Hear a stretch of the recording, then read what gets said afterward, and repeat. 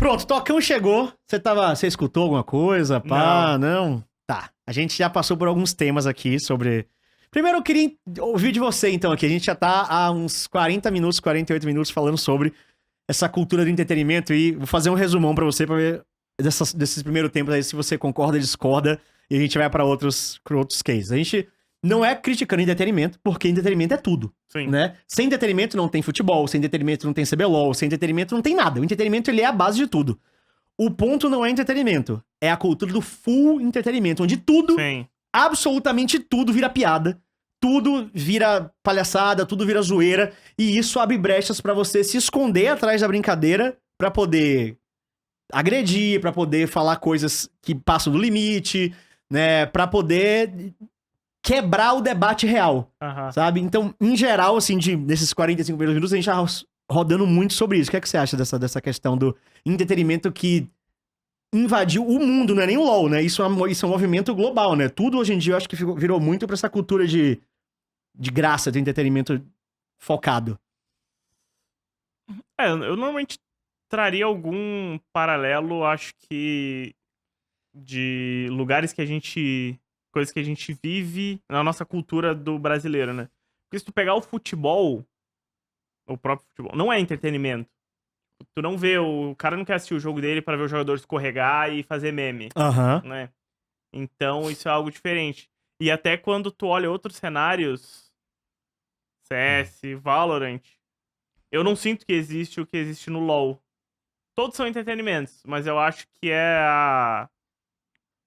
no que a comunidade se respalda, digamos assim. É diferente mesmo, tá?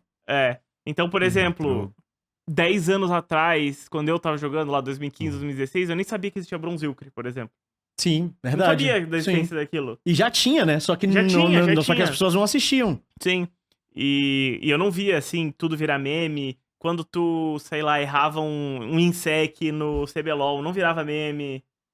Falavam que tu era ruim, Uhum. mas não virava meme, entendeu? Então eu não sei em que ponto aconteceu eu acho que o problema é nem o entretenimento, mas é como se foi um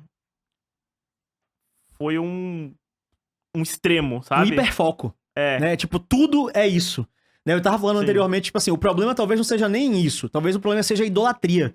Sim. Né? As pessoas, elas meio que pararam de pensar e elas só seguem. Alguém fala uma coisa, se ela ama muito aquela pessoa, ela repete. Sim. Ela não contesta. Então, um negócio interessante é que eu participei do nascimento do cenário de Valorant. Né? Verdade, você tá falando início. Então, o início do cenário de Valorant não existia conteúdo.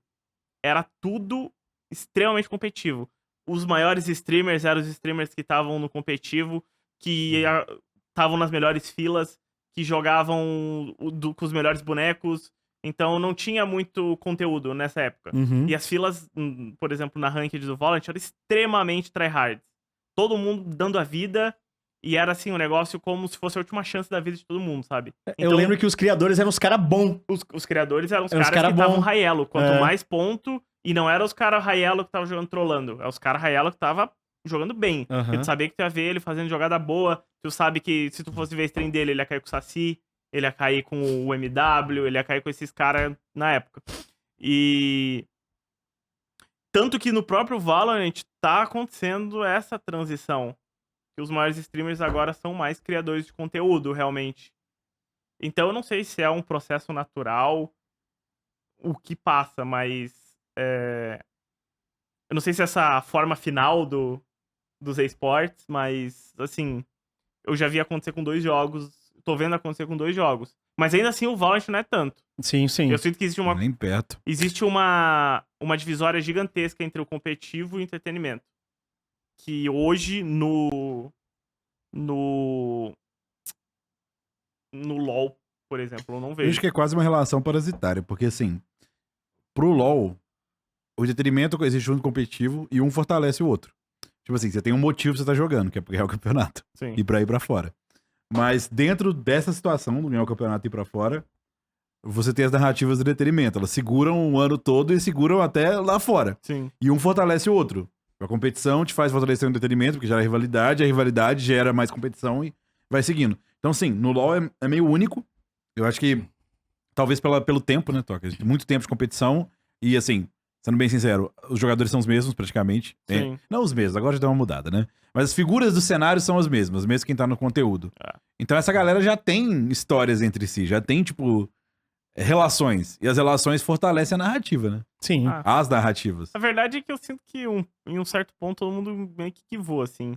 Cara, a gente vai perder sempre lá fora, vamos rir de nós mesmos, sabe? Esse é um ponto importante. Eu acho que esse é um ponto muito forte pra gente debater aqui. Já, porque agora eu vou dar um recado, que é o seguinte, a gente tá falando de entretenimento, então tá na hora de se entreter, meus amigos, tá bom? Porque, ó, vocês já estão vendo aqui, ó, cadê o QR Code?